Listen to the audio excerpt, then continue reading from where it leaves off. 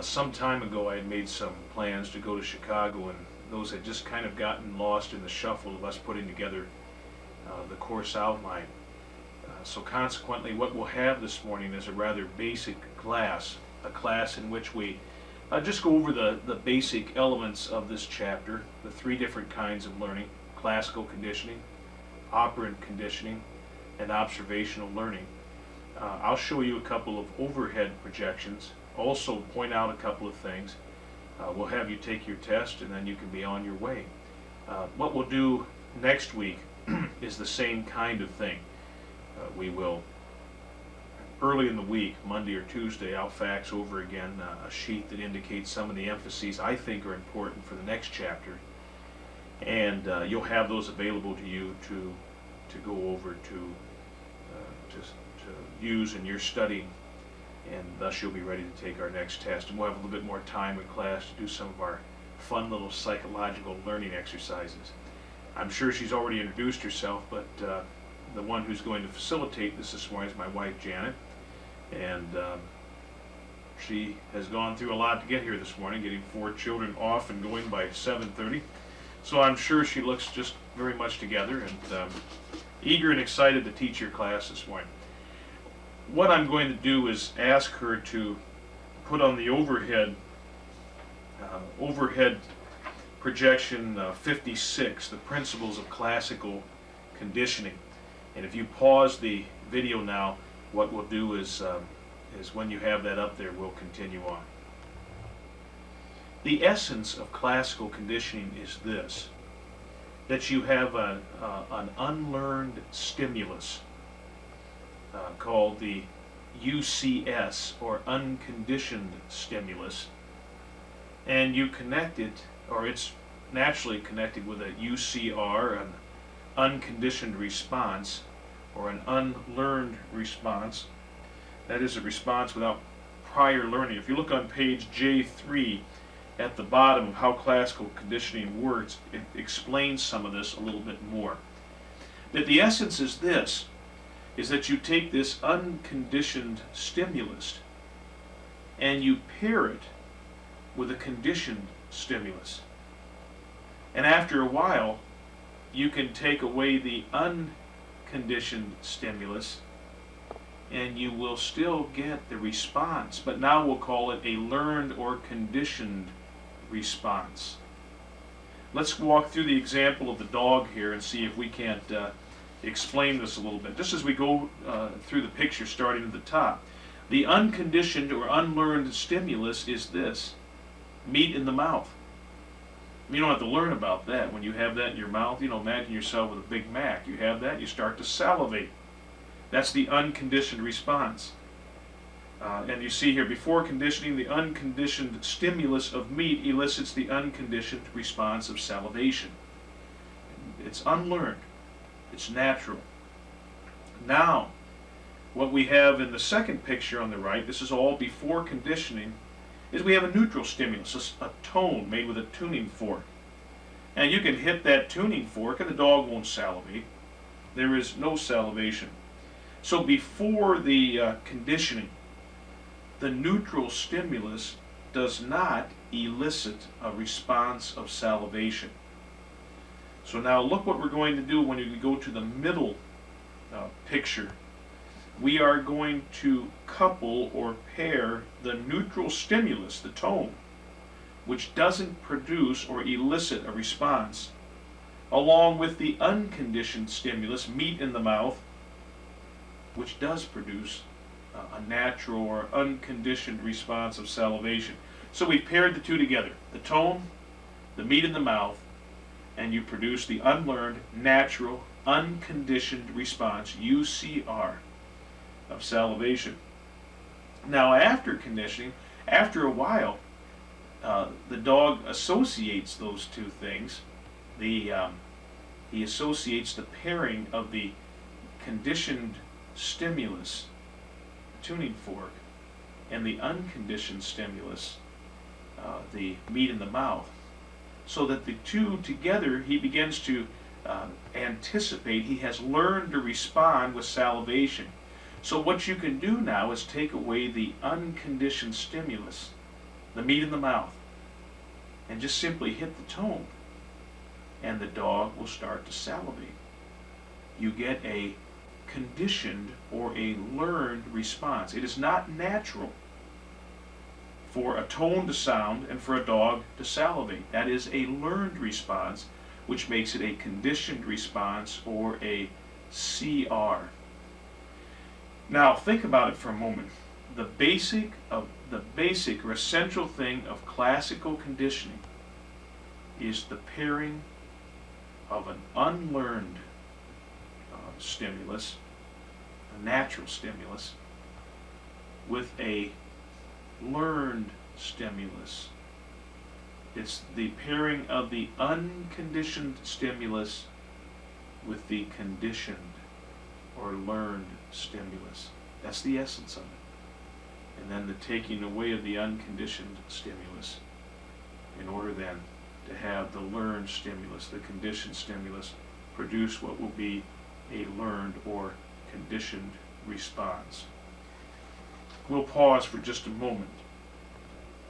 All right, I just want to go a little farther with this classical conditioning and point out a couple of key sentences. On page J3, right above where it says how classical conditioning works, the key statement, classical conditioning in which a neutral stimulus acquires the ability to produce a response originally produced by another stimulus. It acquires that ability because it is paired with that stimulus, that unconditioned stimulus. Another thing, if you look on page J4, the first sentence there, in classical conditioning, first couple sentences, in classical conditioning, the conditioned stimulus is a previously neutral stimulus that eventually elicits the conditioned, the learned response after being paired with an unconditional stimulus.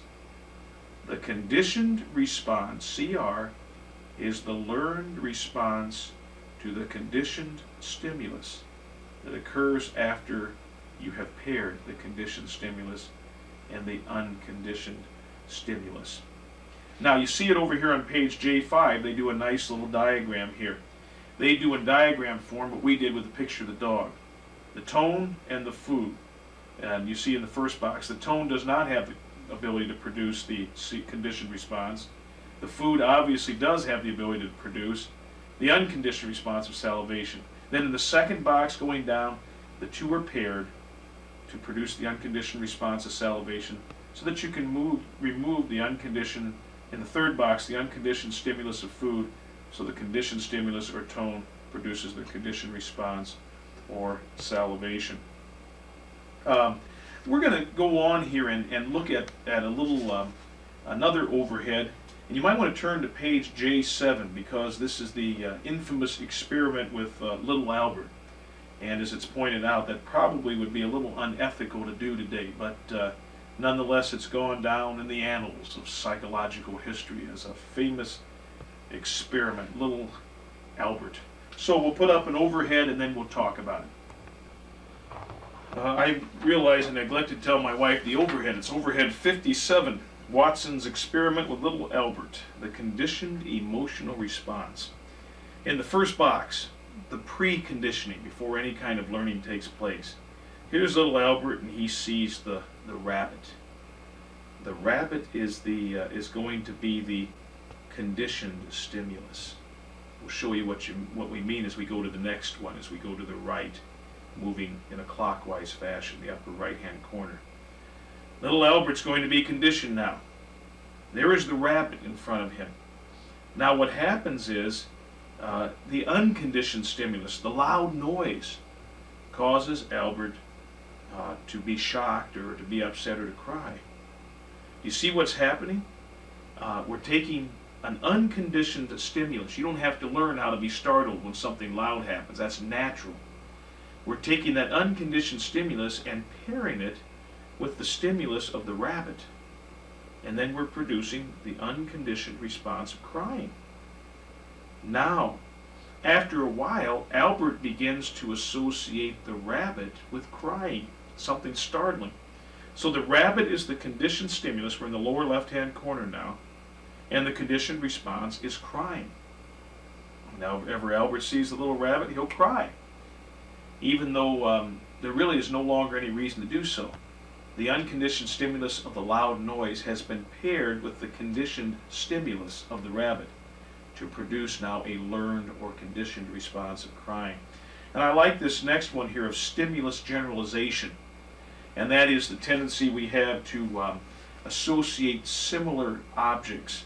Not only will little Albert cry when he sees a rabbit, he'll cry when he sees a rat or when he sees a man with a beard, because they're all kind of similar to that rabbit. That's a stimulus generalization where he picks up enough of the similar traits of the rabbit that it has the same conditioned response. By the way, this works as you're thinking about this. Go to page J8, and let's just go through one more and then talk quickly about counter conditioning. Unconditioned stimulus in the box up there at the top. The boss's criticism produces an unconditioned response of tension and high blood pressure.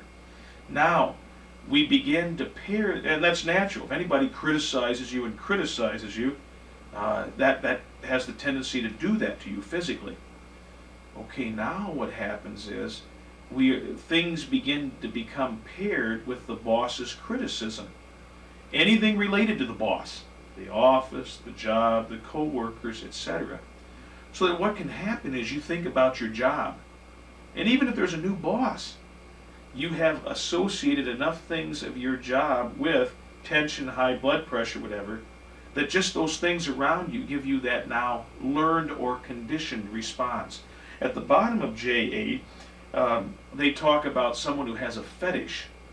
At one time, someone who has been aroused, sexually aroused, and let's say that arousal was connected with a certain item of clothing. Let's say with my wife here, that every time she arouses me, she throws a dirty sweat sock at me. Well, after a while, all she has to do is throw a dirty sweat sock at me, and I become aroused. That would be a fetish for me, dirty sweat socks. Sound kind of kinky? I guess so. Let's stop the tape for a moment.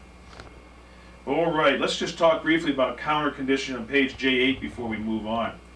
And let's use the example of the dirty sweat sock. Again, my wife during the break told me how much she enjoyed that example.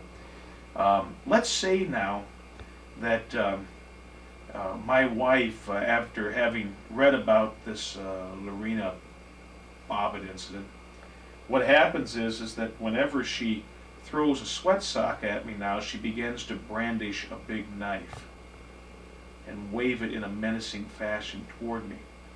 She is going to counter condition me. Basically what happens is that formerly I had the unconditioned stimulus of sexual arousal connected with the conditioned stimulus of the sweat sock. Now the conditioned stimulus of the sweat sock is going to be paired with a menacing fear of a big, huge hunter's knife. And so what has formerly given me arousal will now do quite the opposite to me and give me fear, so that in the future, whenever she tosses a dirty sweat sock at me, I will immediately double over in pain and just become absolutely mortified. That's an example of counter conditioning. Ladies, something you may want to consider trying every now and then to perhaps cool the ardor of your significant others. Well, classical conditioning, as you can see on page J9, talks of an organism responding to its environment. Operant conditioning moves a little further and talks about an organism influencing its environment. And that's where we're going to move at this particular time, talking about operant conditioning. Now, if you want to capture the essence of it, if we can think of classical conditioning as the pairing of an unconditioned stimulus with a conditioned stimulus response, what we will see operant conditioning being is the rewarding of behavior rather than the stimulating of behavior. Operant conditioning rewards behavior. Now I'm going to give just a real vague example and then get into it in a little bit more detail. but one that I think I told you about the first time we were together in class.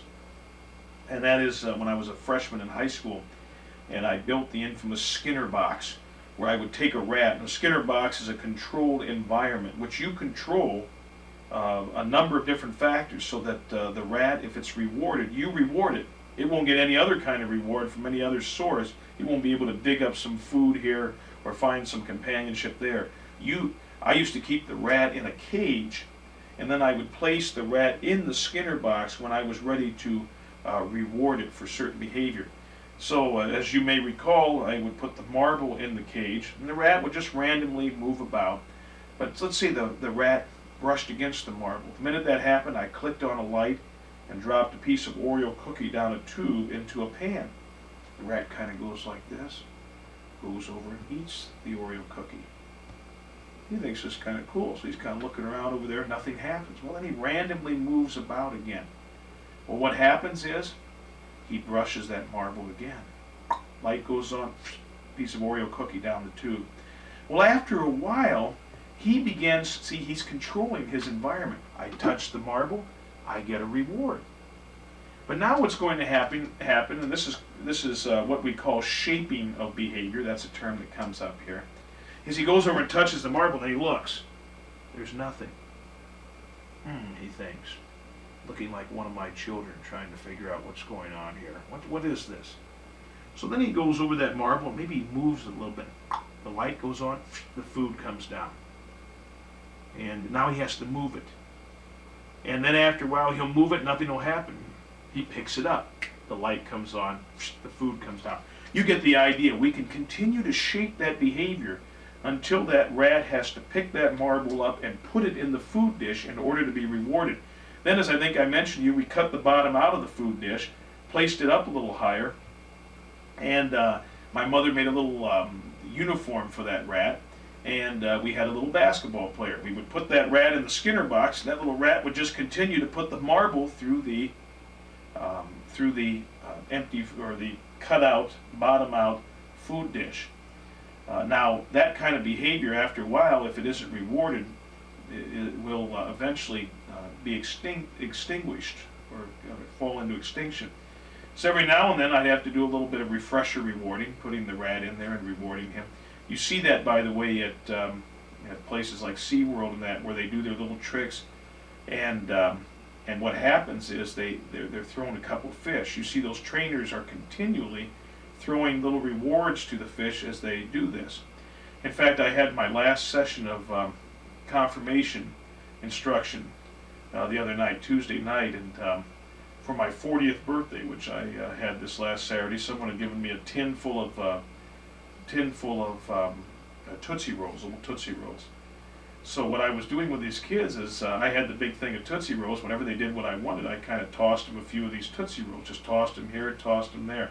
One kid finally caught on. He said, "Hey, this is just like they do at SeaWorld." And I had to tell him he wasn't as dumb as he looked. Okay, we'll pause at this particular point. I hope you're enjoying watching this videotape as much as I'm enjoying making it.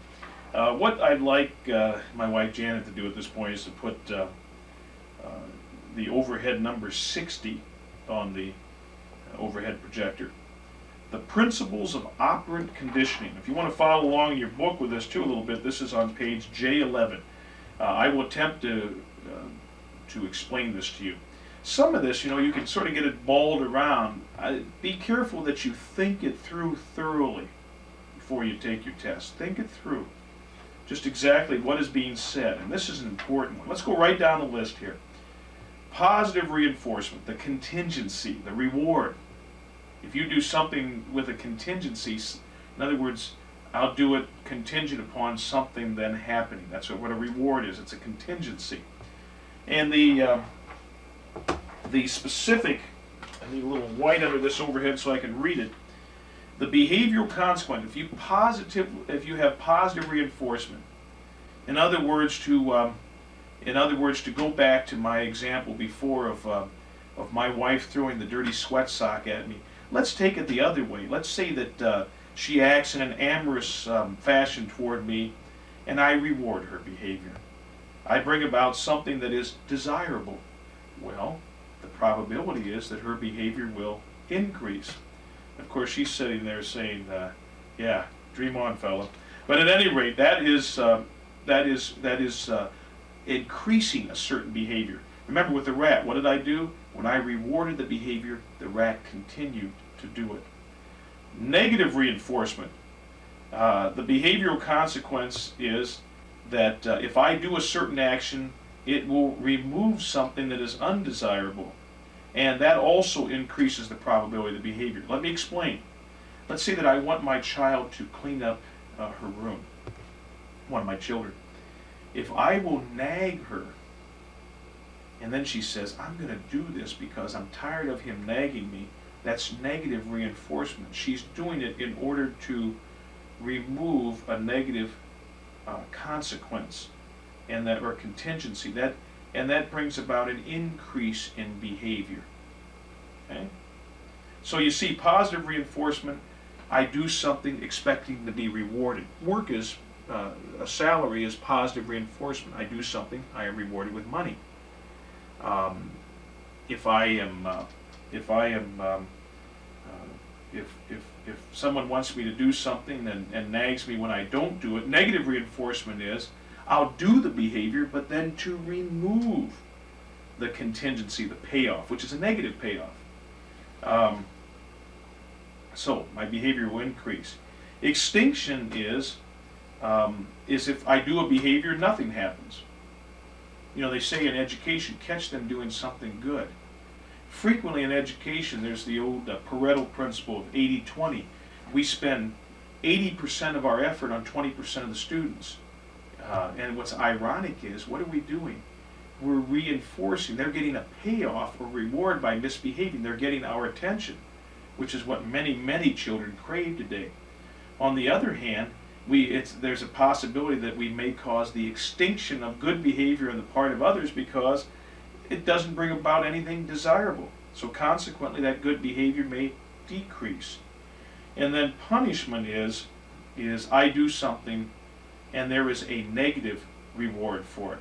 And that's quite obvious that what's the probability the behavior will decrease. If I smile at you and you frown back at me, that is a punishment that will tend to I'm getting a negative reward that will tend to decrease the behavior. Basically, the way look at how they try to explain this. Positive reinforcement, what is the consequence of my behavior? I get something desirable. Negative reinforcement, what's the consequence of my behavior? It removes something undesirable. Okay, don't think of negative as a bad. Negative reinforcement is also a good payoff, but negative means something is removed. The difference between negative reinforcement and punishment is, in negative reinforcement, something bad is removed. In punishment, something bad happens. Always think of operant conditioning as having a payoff or having a reward. And now remember the difference. In classical conditioning, we are simply reactors. In operant conditioning, we are the actors upon the situation with the doing something in order to achieve a certain reward. A lot of people tend to make out B.F. Skinner to be a terrible person, as though he had some sort of an inhumane world. But when you think about it, much of our modern culture is based upon the idea of positive, negative reinforcement, extinction, and punishment. And in fact, I probably could make somewhat of a case that some of the breakdown in our culture today is a result of either our behavior not resulting in negative reinforcement, something, well, look at the overhead again. There's perhaps not enough positive reinforcement, negative reinforcement, or even punishment. So consequently, or think of it this way, if I play by the rules and that causes me to suffer, what's that going to do to the probability of my behavior? Look at the last box down there. It will decrease the probability that I will behave that way. Interesting. Rodney King, regardless of how you feel about that thing. You know, he behaves in a certain way, and he is rewarded 3 point some million for that. Now, I'm not talking about, you know, the whole thing of the policeman and all that. I'm saying that as a result of really some very questionable behavior, being on a particular substance, being involved in speeding, resisting arrest, I mean, he's a hero. Now, interestingly, according to the operant conditioning model, positive reinforcement for that, what's it going to do to the probability of such behavior?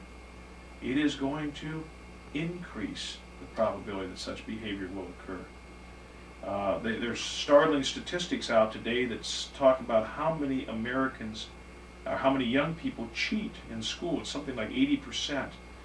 And recently there was a scandal, I think, at the U.S. Naval Academy where the old honor code, which says I will neither cheat nor tolerate anyone who cheats, someone challenged that. He said, I'm not going to cheat, but on the other hand, I'm not going to turn in someone who does.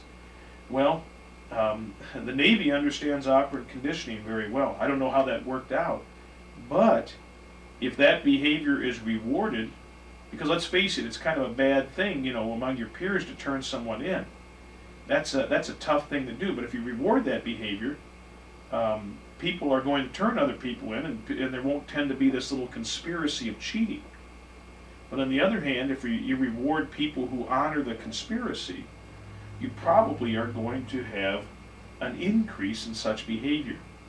Now, I'm sure some of you are just a little bit appalled at some of this stuff I'm saying, but I'm trying to just bring some contemporary examples in there, and it might even be interesting, if any of you care to comment about, to think of some examples within your own family life or within the workplace or whatever, where we see this at work. The key thing about this is I'm the actor. I'm being rewarded for certain behavior. And consequently, I'm going to seek certain behavior based upon its rewards. One last thing, then I'll get off of this. What about the person who, like the martyr, who gives his or her life? Where's the reward in that? Well, within the religious context, with the belief in an afterlife, the reward is heaven, which is the ultimate thing. By the way, I have a theory about this too. I have a theory that as a culture, we increasingly do not have a belief or a view of there being an afterlife in which we are rewarded for meritorious works on this earth. If we don't have that kind of a notion, then really you only go around life once. You should grab for all the gusto. And anyone who makes a sacrificial contribution to a society that may take his or her life actually ends up being the fool. But it's kind of fascinating to see just exactly how what takes place in the social sciences parallels some of the philosophy and actions and attitudes of our culture as a whole. I think every week I have to preach a little bit, you know. I think I've done enough of that for now. Let's turn off or I'll pause the video for a few moments. I'd like to refer you to the two boxes on explorations in psychology, the one on J14 and the one on J20 and 21. And you may want to just sort of put your fingers there to go back and forth, J14, J20, 21. And this is kind of interesting and talks about, I found this fascinating because this is something I wrestle with in my life, and I'm sure a lot of you do as well.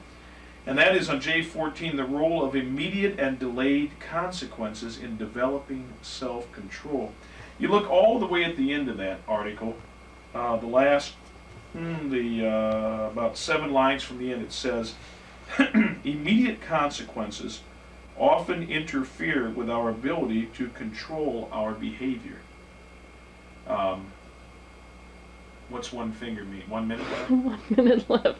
Okay, I don't know. Do we have another tape after this? Yes. Okay, 1 minute left. Well, what do I do in 1 minute? Immediate consequences interfere with our ability to control our behavior. By that I mean that I may want to lose weight, but boy, the immediate consequence of how good that food tastes overrides my ability to control my behavior, because I get an immediate payback or reward from eating that ice cream sundae or stuffing those potato chips into my mouth. And that immediate reward is more satisfying to me and more tangible than the long-term reward of a slender, svelte frame. think we'll pause here and put the other tape in.